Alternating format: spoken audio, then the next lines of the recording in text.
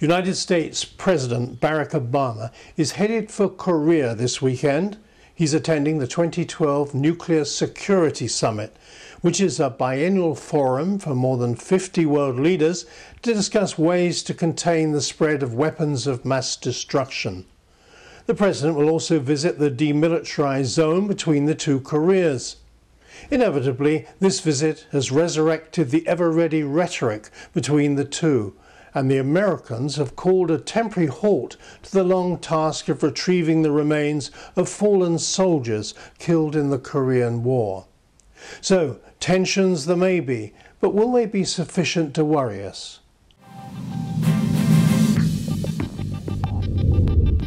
Welcome to Agenda, and joining me this week to discuss this is our Chief East Asia Analyst, Rodger Baker.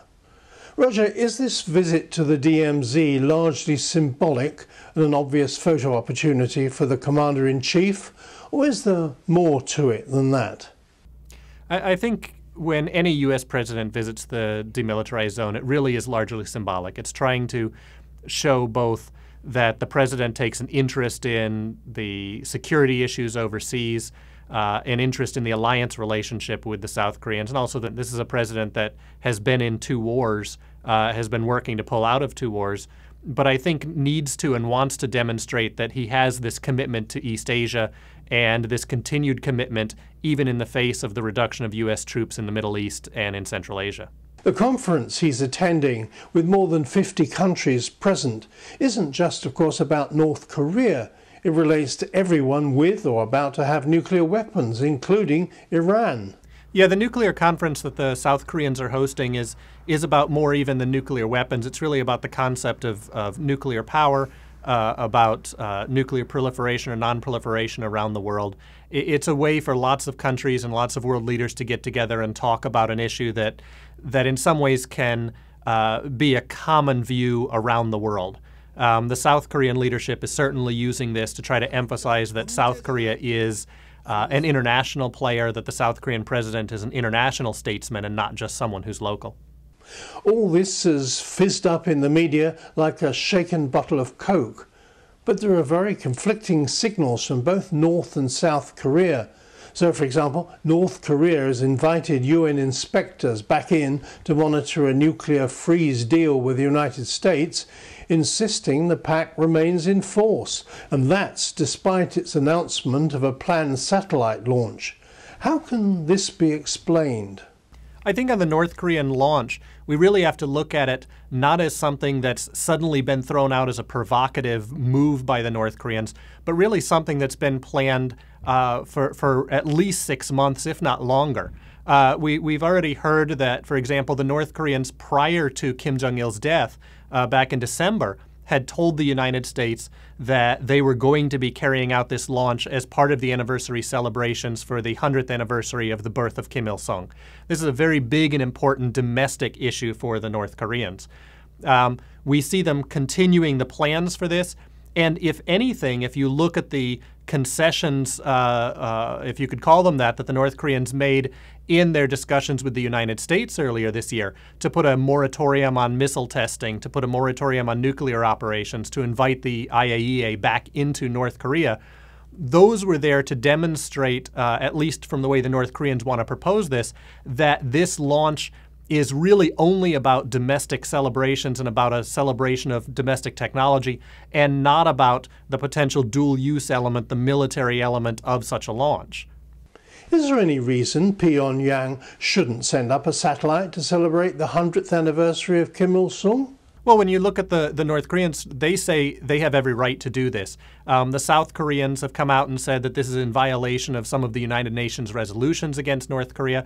But North Korea looks around and it says, well, South Korea is developing its own space program. The Japanese have a space program. As a matter of fact, the Japanese are getting ready to launch a South Korean satellite soon.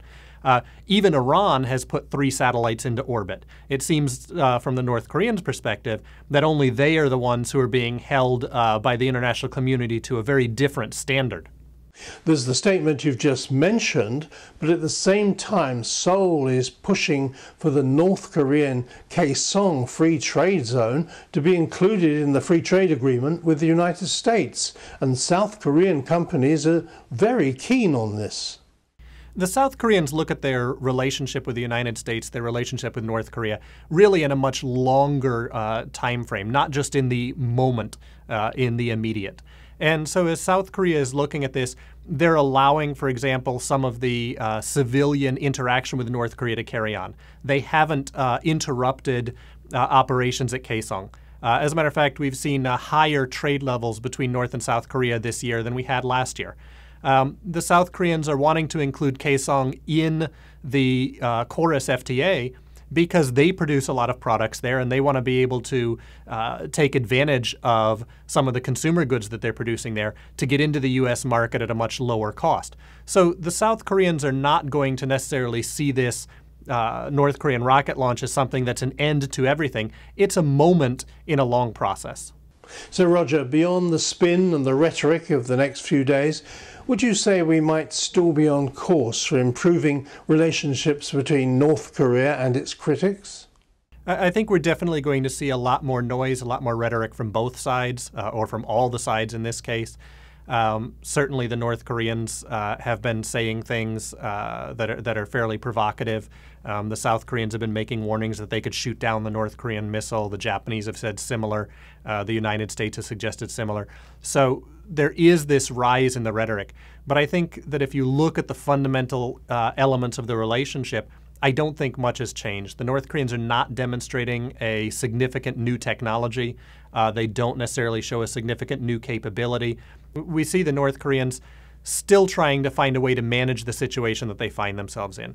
And that includes maintaining a central role for their elite leadership, but also finding a way to loosen some of the restrictions that are imposed upon them, in many ways by their own actions, but also by their neighbors. Rodger Baker, thank you for that analysis. And of course, Stratfor will continue to watch this weekend for anything likely to change the Korean agenda. I'm Colin Chapman. Thanks for being with us. Bye for now.